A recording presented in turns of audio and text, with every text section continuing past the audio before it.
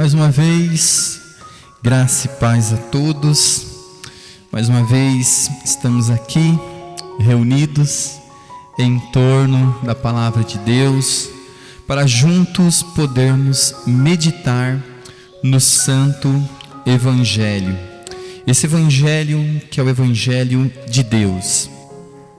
Antes nós cantamos louvores ao Senhor.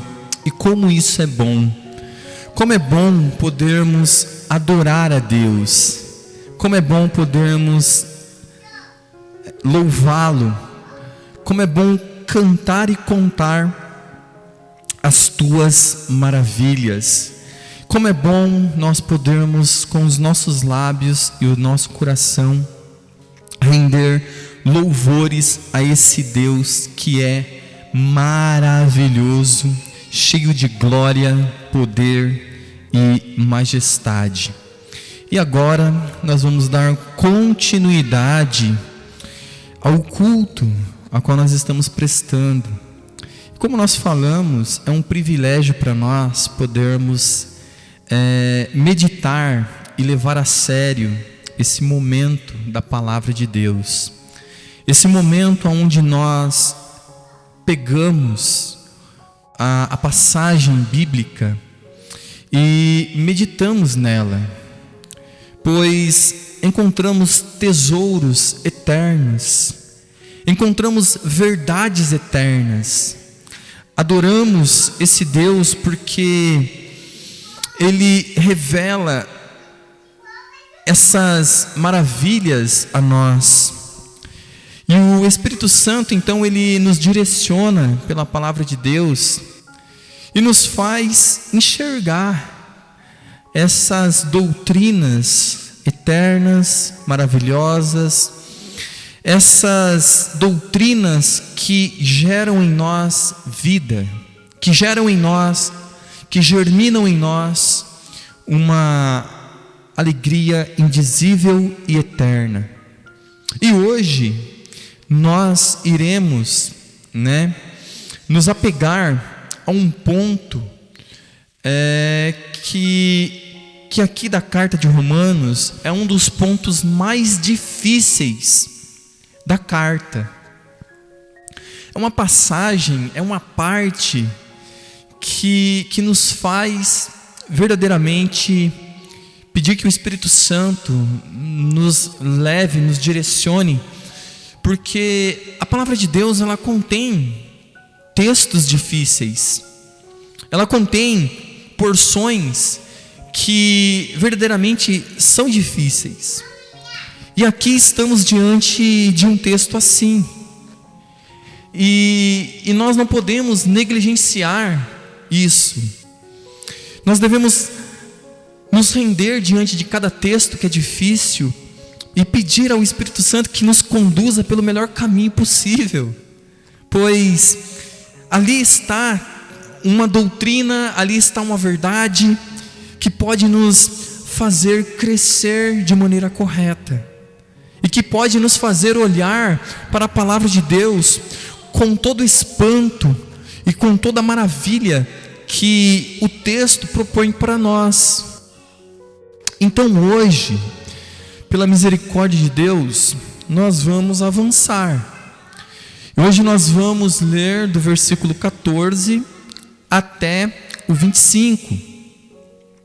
E vamos então pedir ao Espírito Santo que nos conduza por este pedaço, por essa porção do Evangelho. Pois, como eu falei, nós temos que compreender essas verdades, nós temos que pensar sobre elas, para que nós possamos crescer, e crescer da maneira correta. Então eu gostaria de ler essa porção do Evangelho com os amados irmãos, que está aqui na carta de Romanos, capítulo 7, do 14 em diante, e depois nós vamos nos atentar ao versículo 14 e assim sucessivamente, para que possamos verdadeiramente entender o que o apóstolo Paulo está nos ensinando a lidar com as dificuldades do texto, que esse texto ele traz uma dificuldade nele, nos faz pensar, nos faz meditar, e a palavra de Deus é assim. O problema da nossa geração é que nós não temos prazer na palavra de Deus, nós não temos prazer na Bíblia. A palavra de Deus, ela tem sumido.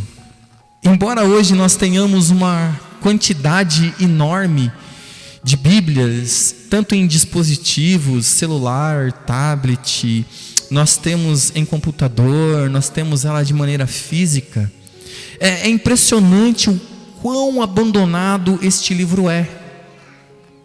Nós temos tempo para ler status, stories, nós temos tempo para ver as postagens no Face, as postagens no Insta, nós temos tempo para tudo isso, e é incrível como nós não temos tempo para ler um versículo e meditar, um capítulo e nos deleitar.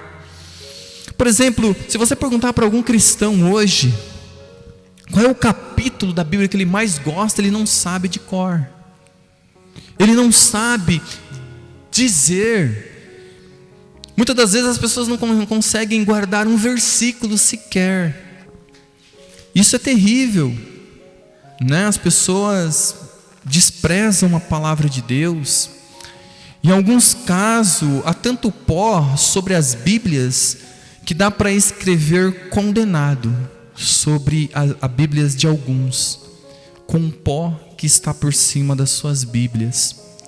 Porém, nós sempre estamos incentivando as pessoas a amarem a palavra de Deus, a se deleitarem na palavra de Deus, e nós temos este momento onde verdadeiramente nós olhamos para o texto e levamos os irmãos a se deleitar na palavra de Deus, pois a palavra de Deus ela é alimento para as nossas vidas, para as nossas almas, ela é o alicerce do nosso chão, e nós não queremos negligenciar nenhuma vírgula sequer, nós não queremos negligenciar nenhum tio, nada. Nós queremos poder saborear a palavra de Deus e crescer de maneira correta. E então vamos à leitura do texto, e depois nós vamos pegar o versículo 14, olhar para ele, depois o 15, o 16, até onde o Espírito Santo nos conceder graça para ir. E aí no próximo culto nós pegaremos de novo e prosseguiremos, pois é um texto muito bom, cheio de riquezas e tesouros eternos. Então você que tem a sua Bíblia, abra aí em Romanos capítulo 7, versículo 14 em diante, que diz assim: porque bem sabemos que a lei é espiritual, eu todavia sou carnal, vendido à escravidão do pecado, porque nem mesmo compreendo o meu próprio modo de agir, pois não faço o que prefiro, e sim o que detesto. Ora, se faço o que não quero, consinto com a lei que é boa. Neste caso, quem faz isso já não sou eu, mas o pecado que habita em mim. Porque eu sei que em mim, isto é, na minha carne, não habita bem nenhum. Pois o querer o bem está em mim, não porém o efetuá-lo. Porque não faço o bem que prefiro, mas o mal que não quero, esse faço. Mas se eu faço o que não quero, já não sou eu quem o faz, e sim o pecado que habita em mim. Então, ao querer fazer o bem, encontro a lei de que o mal reside em mim. Porque no tocante ao homem interior, tenho prazer na lei de Deus. Mas vejo nos meus membros outra lei que, guerreando contra a lei da minha mente, me faz prisioneiro da lei do pecado que está nos meus membros. Desventurado o homem que sou, quem me livrará do corpo dessa morte? Graças a Deus por Jesus Cristo, nosso Senhor, de maneira que eu, de mim mesmo, com a mente, sou escravo da lei de Deus, mas, segundo a carne, da lei do pecado. Então aqui, amados, estamos diante de um texto, que nem eu falei, difícil, muito difícil. Talvez esse seja a parte mais difícil da parte da carta de Romanos. E sinceramente, grandes teólogos concordam com o que eu estou dizendo, que aqui verdadeiramente está uma porção dificílima. Porém nós nessa noite e nos dias recorrentes iremos olhar com atenção para essa porção do texto. Amados, o que temos que notar aqui nessa noite é, primeiramente, a mudança repentina para o tempo presente nos versículos. Sim, é muito importante essa mudança, que vai do versículo 14 ao 25. Por isso que nós falamos que é um texto difícil, pois em contraste com as afirmações descritas no passado, nos versículos 7 ao 13, levanta a questão de Paulo estar ou não descrevendo a sua experiência presente.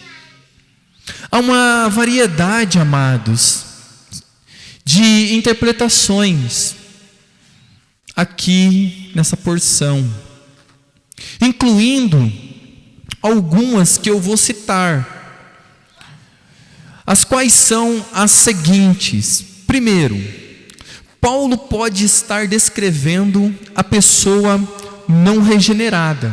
Essa é uma possível tradução. Outra pode ser: Paulo está descrevendo a experiência de Israel debaixo da lei mosaica, ou talvez os judeus em particular, do ponto de vista do Evangelho. Mas também pode ser que Paulo está descrevendo um cristão numa condição espiritual incomum e não saudável.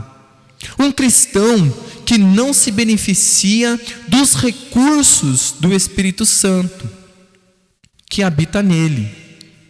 É mais uma possibilidade. Outra possibilidade pode ser que Paulo está descrevendo a experiência transicional, talvez a sua própria, ou de alguém que foi despertado para a sua verdadeira necessidade espiritual, mas que ainda não entrou na plena experiência da justificação pela fé. Então veja, amados, que tem muitas possíveis interpretações. É o que eu falei, é um texto dificílimo. E tem mais uma possibilidade, que pode ser que Paulo está descrevendo a si mesmo e os cristãos de modo geral, que embora estejam em Cristo e livres da condenação da lei, ainda não cumprem perfeitamente as respectivas exigências. Então, como eu falei, aqui estão algumas possíveis interpretações. Então veja, nós estamos diante de um texto, como nós falamos, difícil. Esse texto pode significar isso que nós falamos, uma pessoa não regenerada, pode significar, aqui as possíveis interpretações. Este último ponto que eu citei, esse último ponto de vista, é a interpretação mais provável e explica a mudança de Paulo para o tempo presente. Qual qual que eu citei por último? Paulo está descrevendo a si mesmo e os cristãos de modo geral, que embora estejam em Cristo e livres da condenação da lei, ainda não cumprem perfeitamente as respectivas exigências. Então este último ponto aqui que eu citei, em relação aos outros, este ponto de vista é a interpretação mais provável e explica a mudança aqui do tempo presente que Paulo está utilizando. Enquanto o seu tema no versículo 7 a 25 é o que? A santa lei de Deus estimula e expõe o pecado, como nós falamos nos cultos passados. O que a lei faz em nós? É importante nós termos isso em mente, pois nós vimos que a lei, ela funciona como uma alavanca na nossa natureza. Então aqui Paulo, ele pode estar descrevendo isso. Então nós vamos, é claro, olhar com muito cuidado essa porção, pois nós temos aqui essas opções de possíveis interpretações que nós temos que considerar, pois no decorrer da história, alguns intérpretes da Bíblia, algumas pessoas, até nos momentos presentes, se utilizam de algumas delas que nós citamos antes. E dependendo do que você citar aqui, você pode estar causando um dano muito grande para o ouvinte. Porém, como nós falamos, nós temos que ter o cuidado necessário diante do texto bíblico. E um cuidado redobrado quando nós nos deparamos com um texto dificílimo, pois requer de nós uma atenção redobrada, amados. Por isso que eu falo que nós temos que amar a palavra de Deus. Por isso que nós temos que, diante do texto, nós temos que pedir ao Espírito Santo que nos conduza. Pois, qual é a nossa função? A nossa função é olhar para o texto e ver o que o texto está dizendo, qual era a intenção do autor. Isso é importante para nós. Então, nós vamos começar com a seguinte porção do texto, que é o versículo 14, e depois nós vamos prosseguir, é claro. E o versículo 14, amados, começa assim: porque bem sabemos que a lei é espiritual. Eu, todavia, sou carnal, vendido à escravidão do pecado. Veja, aqui o apóstolo Paulo já nos dá algo para nós pensarmos. O apóstolo Paulo, ele diz: porque bem sabemos que a lei é espiritual. E quando nós falamos isso e olhamos para as opções que citamos, muitas perguntas surgem e muitas considerações também. Por isso que nós temos que ter a devida atenção diante do texto bíblico. Por isso que nós devemos levar a sério a pregação. É por isso que você, ao ouvir uma pregação, você tem que levar a sério aquilo que o pregador está falando e ver se ele também está levando a sério aquilo que ele está lendo e interpretando. Pois, senão, será algo terrível. E tudo que nós queremos hoje nessa noite e nos dias seguintes, é chegar na intenção de Paulo, no que ele está ensinando verdadeiramente, o que ele está querendo que nós aprendamos. Por isso que o Espírito Santo é principal. Por isso que às vezes as pessoas dizem que o estudo não está ligado com o Espírito Santo. Isso é loucura. Ninguém consegue entender a palavra de Deus sem o Espírito Santo. Por isso que nós, quando estamos estudando a palavra de Deus, meditando, lendo comentários, lendo livros, lendo dicionários, você acha que o Espírito Santo está fazendo o que em nós? Se não nos conduzindo pelo caminho mais seguro. E é isso que nós temos que fazer. Então aqui o versículo 14: porque bem sabemos que a lei é espiritual, e eu todavia sou carnal, vendido à escravidão do pecado. Neste versículo, amados, chegamos ao princípio desta parte sumamente importante e também interessante deste capítulo 7 da Epístola aos Romanos. Amados, na verdade, chegamos àquilo que, sem dúvida nenhuma, é a mais famosa e a mais bem conhecida parte do texto da epístola toda. Não há, certamente, amados, nenhuma outra porção das Sagradas Escrituras que, com tanta frequência, tenha levado a debates e a disputas. E, desafortunadamente, devemos acrescentar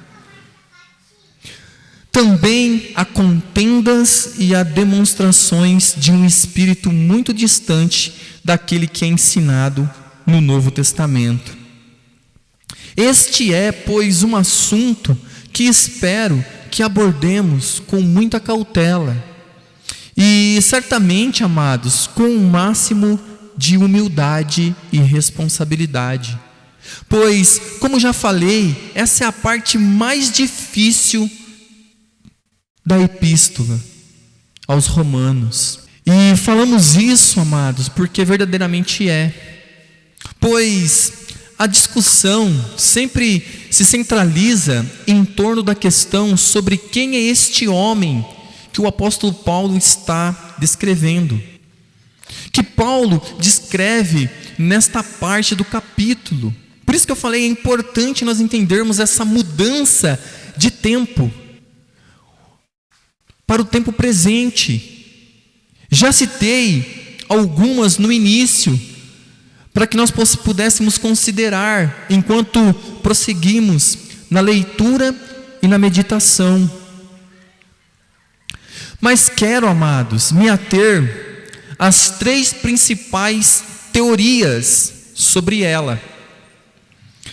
E quero que você preste bem atenção, para que nós possamos ter esse conhecimento, pois tendo esse conhecimento nos ajudará muito no desenrolar do texto. A primeira que eu quero me apegar junto com vocês e quero mostrar a primeira é aos que dizem que aqui nessa parte o apóstolo Paulo está descrevendo um homem não regenerado. Isso é, um homem que não nasceu de novo. Isso é, um homem que está no seu estado natural. Um homem que não foi vivificado pelo Espírito. Um homem que não foi ainda regenerado.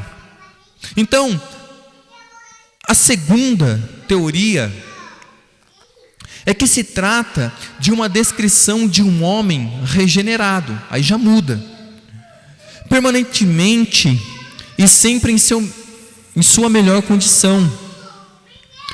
Na verdade, o que o apóstolo Paulo está descrevendo aqui nessa parte é a si mesmo, a si próprio e a sua própria experiência ocorrida na mesma ocasião em que escreveu essas palavras em particular. E a terceira, amados, que nós vamos olhar é a terceira teoria que sustenta que temos aí um relato de um homem regenerado em seus primeiros estágios de conversão, no princípio da sua vida cristã, e antes de haver recebido, colocando aqui entre aspas, uma segunda bênção, ou de haver tido uma segunda experiência, também entre aspas, e que tiraria desse estado e o colocaria no estado de experiência descrita no capítulo 8, a qual nós ainda vamos chegar. Porém, amados, em outras palavras, os adeptos dessas teorias, em outras palavras, os adeptos dessa teoria dizem que o que temos aí é apenas um estágio preliminar e temporário da experiência do homem regenerado. Então, amados, aqui estão as 3 principais teorias. E nós vamos então olhar para elas, e tentar entender da melhor forma possível.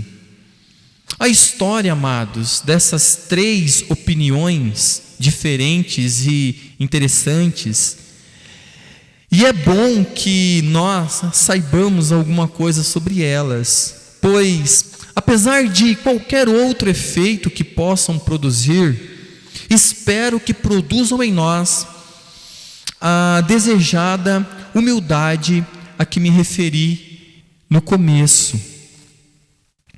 Quem aborda esta porção bíblica a qual nós estamos abordando, sem o temor e o tremor necessário e requerido por ela, e sem humildade e responsabilidade, realmente, amados, não estará apto para expor coisa alguma das Sagradas Escrituras. E falo isso como um alerta para você que é um ouvinte e para você que é um pregador do Evangelho. Amados, geralmente se concorda que, em sua maioria, os pais da igreja, durante os 3 primeiros séculos, consideravam estes versículos como sendo uma descrição do homem não regenerado. Esse é um simples fato da história que acabei de citar. Houve algumas exceções, mas falando deles como um todo, a verdade é que durante os 3 primeiros séculos, os grandes doutores da igreja, os pais pertencentes à patrística, assim chamados, e outros mais, adotaram a ideia de que o texto em foco é um relato descritivo do homem não regenerado. Porém, chegamos depois à grande figura de Agostinho de Hipona, que descreve como um dos maiores luminares da história da igreja cristã, e que foi um elemento ativo durante o período que se estende de 386 a 430 depois de Cristo.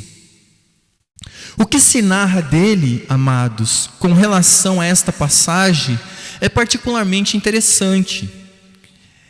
Agostinho começou considerando-a como uma descrição do homem não regenerado, como tinha feito os seus predecessores. Porém, Agostinho era de fato um grande homem, e deu prova disso mudando de opinião sobre este ponto.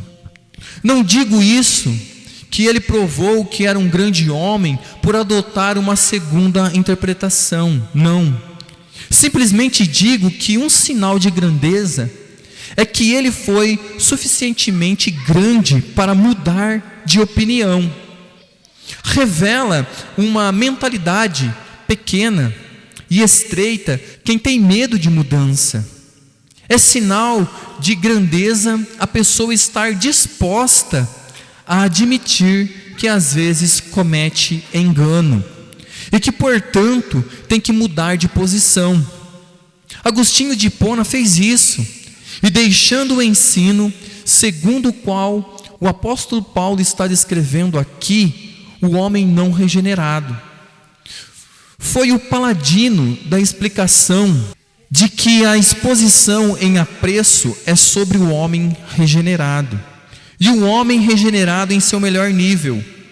Assim, Agostinho passou da primeira posição sobre o assunto para a segunda posição. E como falei, é bom isso.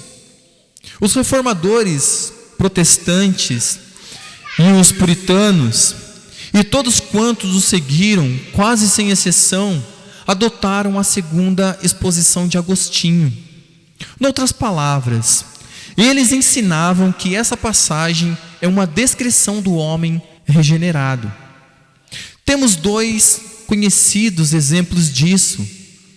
Primeiro em Charles Hodge e também Robert Haldane. Amados, aceitam a opinião de que esta é uma descrição do homem regenerado. E a tradição reformada da exposição bíblica em geral seguiu esse curso. Por outro lado, os que seguiram o sistema teológico diferente, comumente chamados de arminianismo, em geral ensinam que esta é uma descrição do homem não regenerado. A ideia adotada pelos pais da patrística, todavia, depois, durante os últimos 100 anos, a partir de meados do século XIX,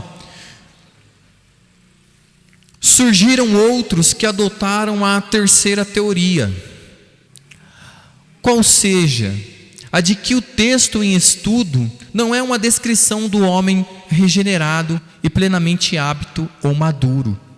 O homem regenerado em sua melhor condição, durante a sua vida neste mundo, e sendo o homem regenerado, ainda mal instruído e incompleto. O homem que ainda não chegou à posição descrita no capítulo 8 desta epístola. Amados, esse resumidíssimo sumário da história de interpretação desse texto lembra-nos que devemos abordar esta questão com cuidado e, acima de tudo, com grande humildade. Como eu falei e falo e repito, estamos diante de um texto bíblico de difícil interpretação, pois ao abordarmos este problema, nos defrontamos com dois procedimentos possíveis. Quais seriam? Um seria eu esboçar imediatamente a ideia que defendo sobre esta passagem, amados. E depois, ao chegarmos a conclusões particulares, passar prova que essa é a ideia correta.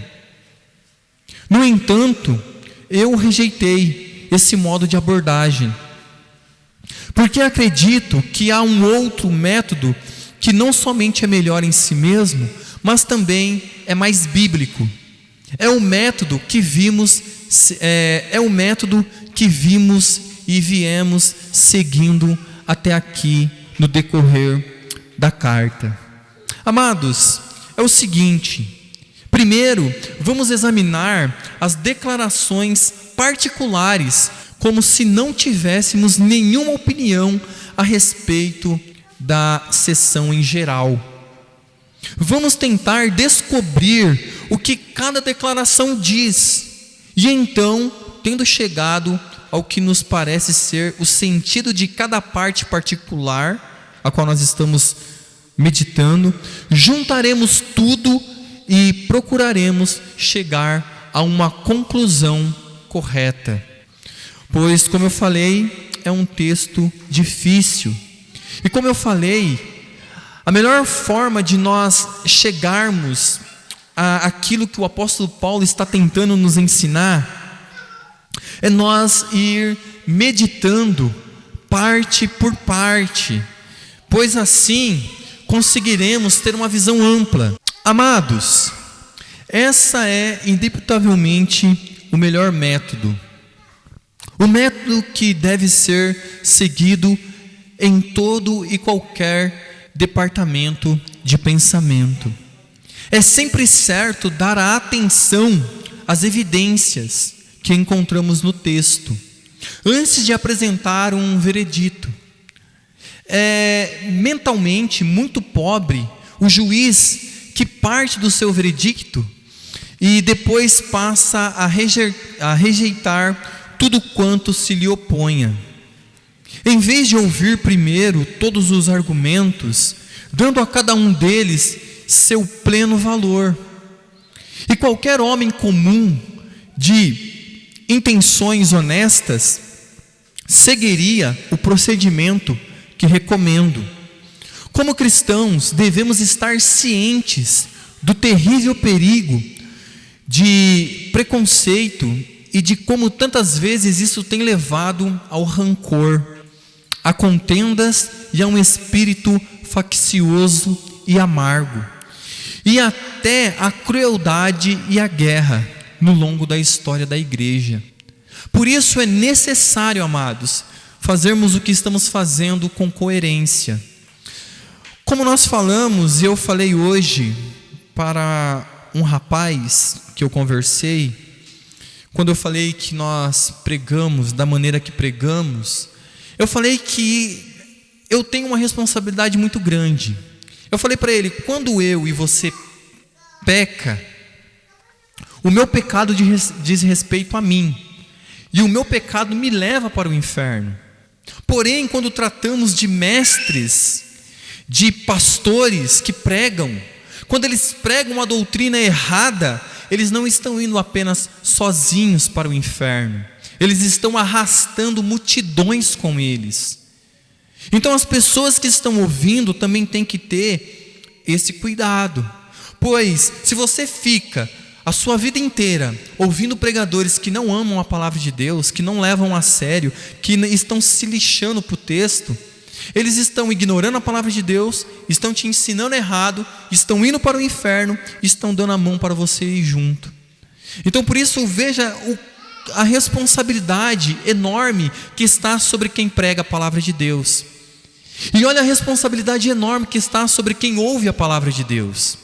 Pois se você ouve homens e mulheres que não pregam a palavra de Deus corretamente, você está consentindo com o erro, e aquelas pessoas estão indo para o inferno e arrastando multidões. Então é terrível. Então eu falei para ele que nós precisamos ter muito cuidado quando estamos pregando a palavra de Deus, e não podemos negligenciar o que estamos fazendo. Então, amados, a qualquer homem comum de intenções honestas seguiria o procedimento que eu recomendo.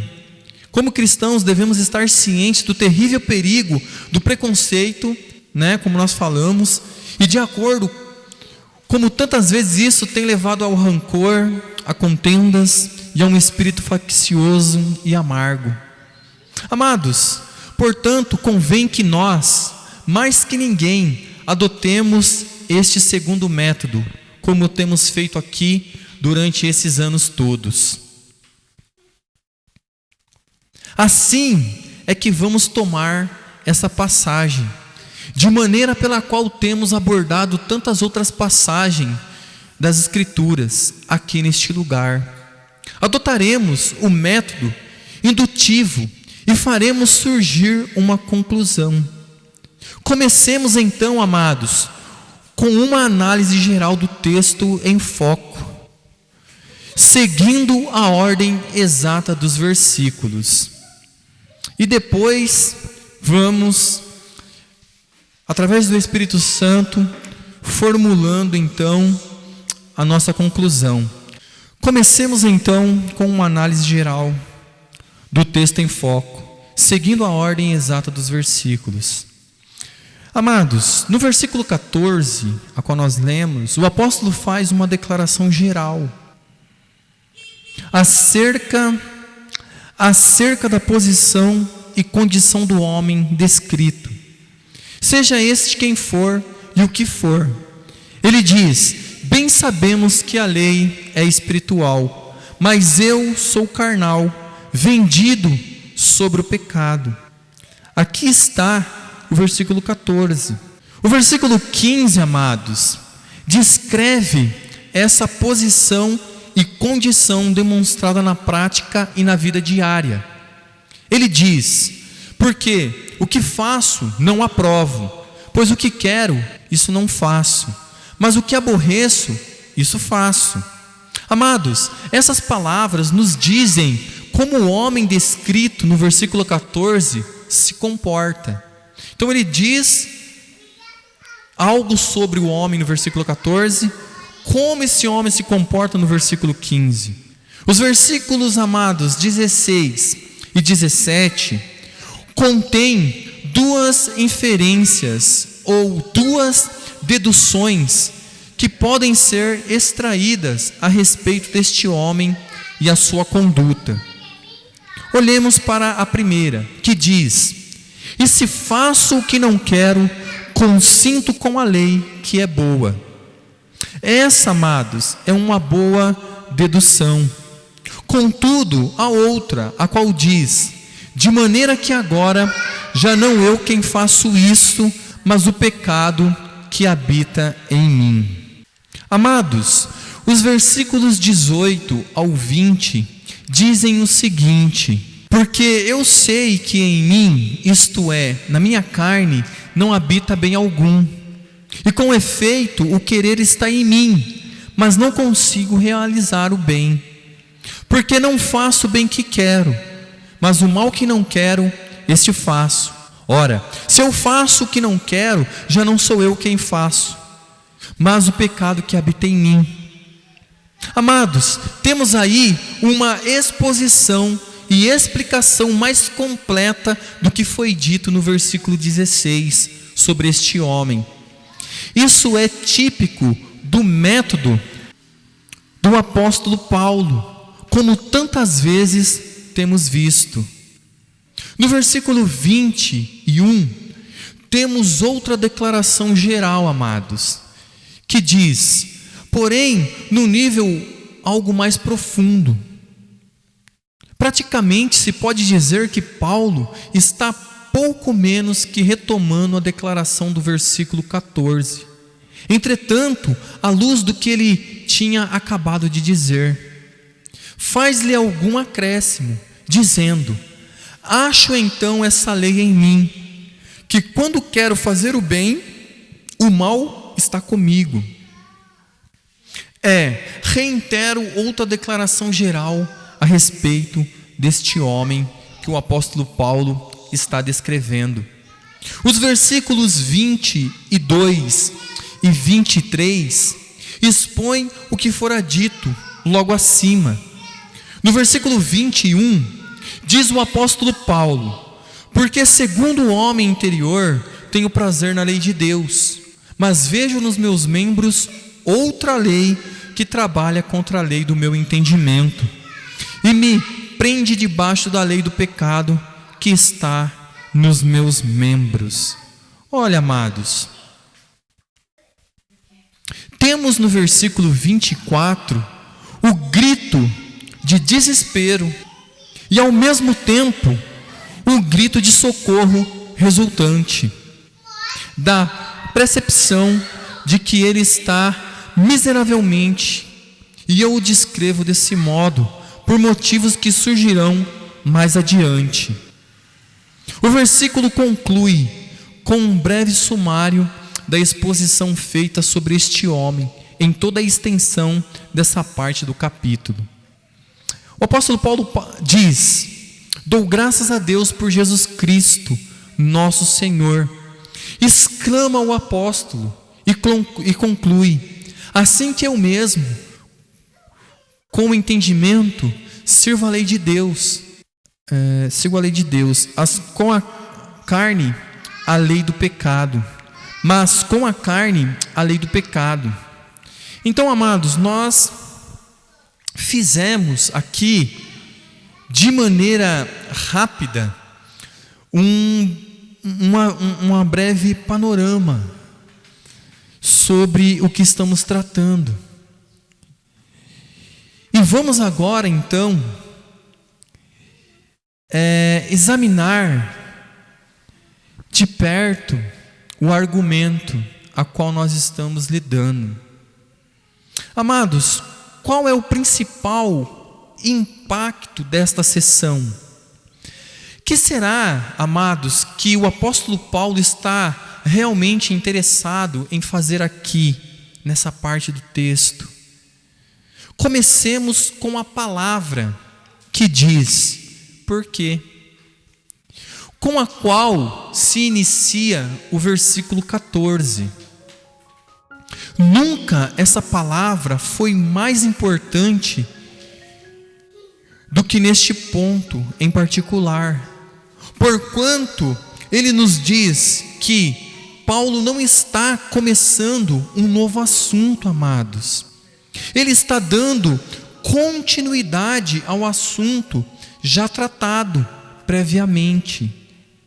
Esta parte, amados, é um desenvolvimento a uma exposição expandida e mais profunda daquilo que ele já estava dizendo. A próxima expressão que vamos olhar estabelece isso uma vez e para sempre. Por quê? Diz ele, porque bem sabemos o quê? Que a lei a qual ele menciona é espiritual.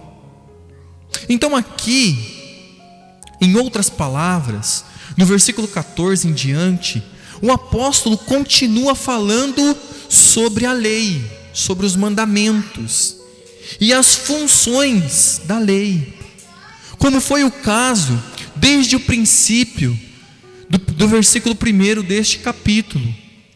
O tema, amados, continua sendo esse. Ele não terminou o que pretendia fazer com a lei e as suas funções. Então vocês entendem o que o apóstolo Paulo está fazendo? Do versículo 14 em diante, ele está continuando o que ele estava dizendo. O apóstolo Paulo está fazendo com que nós olhemos com mais atenção sobre a lei e as funções da lei. Portanto, amados, estou sugerindo que deste versículo 14 até o fim do capítulo, Paulo continua tratando do mesmo tema dominante, do qual vinha se ocupando desde o início do capítulo. Ele está respondendo à acusação levantada contra ele com respeito ao seu ensino concernente à lei. E isso é importante estar em nossas mentes, pois como nós falamos, nós temos que prestar atenção em cada detalhe, pois é importante. E vimos que havia duas principais acusações contra o seu ensino, e já pregamos sobre isso. E duas causas, amados, subsidiárias, o qual já vimos também. A acusação geral era que ele estava descartando completamente a lei e dizendo que a lei não tinha nenhum valor. A essa acusação ele responde nos 6 primeiros versículos. Mas ao fazer isso, ele parece dizer duas coisas sobre a lei, as quais certas pessoas se opunham. A primeira nos é comunicada no versículo 7. Que diremos, pois? A lei é pecado? Isso foi levantado porque no versículo 5 ele parecia ter dito que a lei era pecado. Porque quando estávamos na carne, as paixões dos pecados, que são pela lei, vitalizada pela lei, operavam em nossos membros para darem frutos para a morte. E vimos que do versículo 7 ao 12, Paulo estivera tratando dessa acusação e provando que a lei não é pecado. Foi o pecado que forçou, foi o pecado que torceu, foi o pecado que usou mal a lei de Deus, boa, santa, justa e perfeita, de tal maneira que ela produziu pecado e conduziu a ele. Mas um segundo oponente pergunta, no versículo 13: logo tornou-se-me o bom em morte? E o apóstolo Paulo responde imediatamente: de modo nenhum. Mas o pecado, para que se mostrasse pecado, operou em mim a morte pelo bem, a fim de que pelo mandamento o pecado se fizesse excessivamente maligno. Então, amados, contudo, o apóstolo não se contenta com isso. É sempre assim o seu método de ensino. E quão maravilhoso isso é para nós. Glórias a Deus pela vida e o método que o apóstolo Paulo se utiliza. No versículo 7, tendo levantado a questão, que diremos, pois, é a lei pecado? Ele replica, de modo nenhum, e prossegue, mas eu não conheci o pecado senão pela lei. Amados, depois ele passa a expor isso nos versículos seguintes, e nós já meditamos. Ele faz precisamente a mesma coisa aqui, se nós prestarmos atenção. Ele faz a pergunta: logo tornou-se-me o bom em morte? E responde imediatamente no restante do versículo 13. Todavia, ele não fica nisso. Ele continua a expor o ponto, e é isso que temos desde o versículo 14 até o fim do capítulo. Então, amados, isso é importante. Então, nós temos aqui as bases de uma boa interpretação. E nós temos que entender então que o apóstolo Paulo, ele está dando continuidade. O apóstolo Paulo está nos mostrando algo maravilhoso. Então o apóstolo Paulo, ele utiliza esse método, e ele então faz com que os seus leitores cresçam de maneira sólida. E é o que nós vamos fazer. Porém, no próximo culto, nós vamos dar continuidade. Hoje nós tivemos então essa visão panorâmica e observamos como é o método do apóstolo Paulo e como ele se utilizará disso nessa parte a qual nós separamos. Então, que nós agradecemos a Deus pela vida do apóstolo Paulo e pelo método que ele nos ensina. E é claro que esse método do apóstolo Paulo seria ineficaz se o Espírito Santo não abrisse o nosso entendimento. Então a minha oração para o próximo culto e para esse também é que o Espírito Santo, junto com esse método que o apóstolo Paulo se utiliza para pregar o Evangelho e nos ensinar essas doutrinas gloriosas, possa penetrar em nosso coração. E que no próximo culto nós possamos, amados, ter uma visão ampliada e aprofundada daquilo que ele nos ensina. E na noite de hoje, então, nós paremos por aqui, para que no próximo culto, então, nós possamos agradecer a Deus e nos aprofundar e olhar para aquilo que está diante de nós. Pois, como eu falei, é um texto difícil, é um texto que requer de nós humildade, honestidade, que requer de nós responsabilidade e que o Espírito Santo nos conduza. Vamos orar, vamos agradecer a Deus. Pai amado, obrigado por até aqui o Senhor nos dar graça, que nós possamos no próximo culto crescer na graça e no conhecimento, ó Deus. E que as palavras de hoje, Pai, possa ensinar o Evangelho a nós. E que hoje, ó Deus, nós possamos sair daqui com a certeza que o Teu Evangelho, pouco a pouco, vai sendo pregado e o nosso entendimento, pouco a pouco, vai sendo lapidado. E pouco a pouco nós vamos crescendo. Assim como uma criança que nasce, ela vai crescendo, se desenvolvendo até chegar à forma adulta, nós possamos ser assim também espiritualmente. Que nós possamos, ó Pai, crescer dia após dia nas doutrinas, para que nós possamos ser cristãos maduros na tua presença, Pai. Amém, Jesus. Amém.